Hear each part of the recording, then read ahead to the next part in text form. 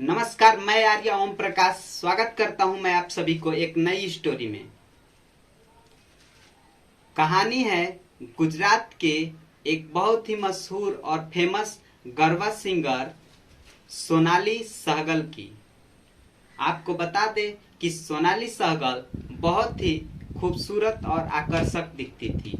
सोनाली सहगल गुजरात के गरबा सांस्कृतिक कार्यक्रमों में प्रोग्राम किया करती थी और यहाँ तक कि वह देश में ही नहीं बल्कि विदेशों में अपने सांस्कृतिक कार्यक्रमों के लिए प्रोग्राम किया करती थी। एक दिन 27 अगस्त को सोनाली सहगल जब अपने घर वापस नहीं आई तो उनके पति हितेश को उनपे संदेह हुआ और उन्होंने उनकी जानकारी करना शुरू कर दी कि आखिर सोनाली सहगल अभी तक घर क्यों नहीं आई। और इसी क्रम में आगे बढ़ते हुए कहानी में एक नया ट्विस्ट आ जाता है। जब वह सोनाली सहगल के बारे में पता लगाने चलते हैं तो उन्हें कुछ पता नहीं चलता है, बल्कि मोहल्ले से 30 से 40 किलोमीटर की दूरी पे अगले दिन पता चलता है कि उनकी ब्लू कलर की कार, जो कि सोनाली सहगल निजी साधनों के लिए प्रयोग किया करती थी, वह मिली है।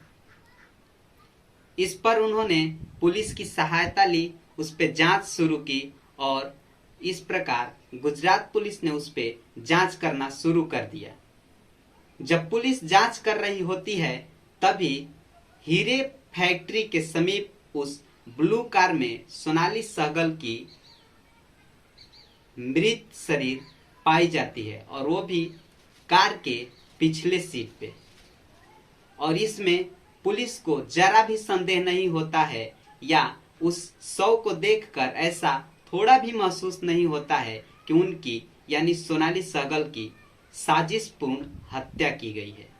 और हत्या की मिस्ट्री जानने के लिए आगे चलते हैं तो मिस्ट्री शुरू होती है वहीं के आसपास की सारे सीसीटीवी फोटोज कैमरा को पुलिस खंगालना शुरू करती है, ढूंढती है और बारीकी से जांच करती है। जब सैकड़ों सीसीटीवी कैमरों को खंगाला जाता है तो पुलिस को एक संदेहपूर्ण सुराग पता चलता है। हालांकि सीसीटीवी फुटेज में दो ऐसे संदिग्ध व्यक्तियों की पहचान की जाती है, जो एक तो महिला और एक पुरुष होती है। महिला जो कि हितेश से परिचित तो नहीं थी बल्कि सोनाली सहगल की बहुत ही करीबी और खास दोस्त थी और उनका नाम था बबीता।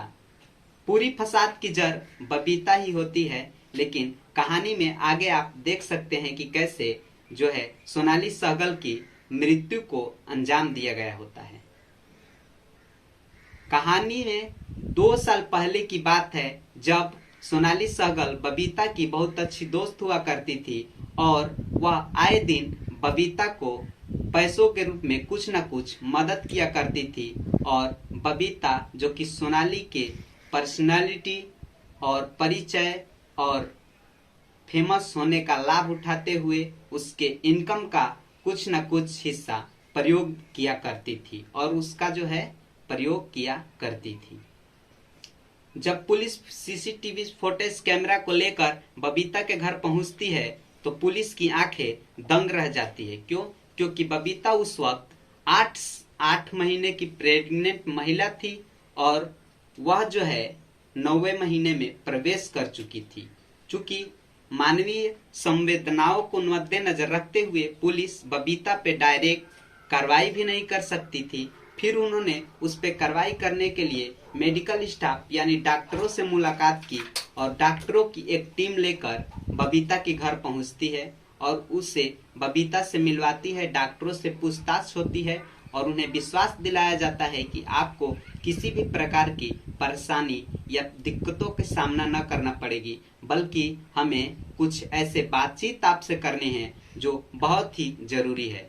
और इस पे पुलिस बबीता से पूछताछ करती है। हालांकि बबीता ने पहले तो साफ साफ सारी बातों को मानने से इनकार कर दिया, लेकिन जब पुलिस ने सीसीटीवी फुटेज कैमरा के लिए हुए फोटोज दिखाए तो वह जो है बबीता उसमें संदिग्ध को पहचानने के लिए स्वीकार करती है।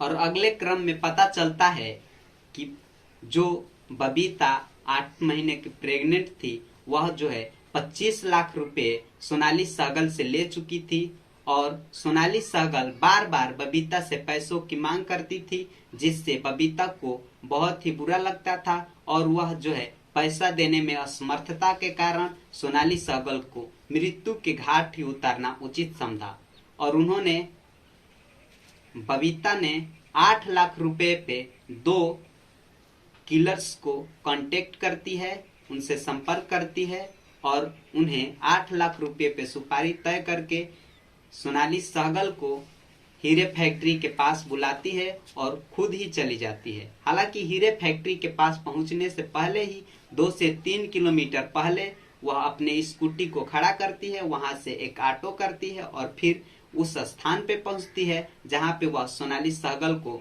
बुलाई होती है और वहां पे पहुंचती है और इस प्रकार वह उन मर्डर्स के साथ मिलकर सोनाली सहगल को मृत्यु के घाट उतार देती है और उसे उसी के ब्लू कलर की कार के पिछले सीट पे डाल के और कार को वहीं छोड़ देती है।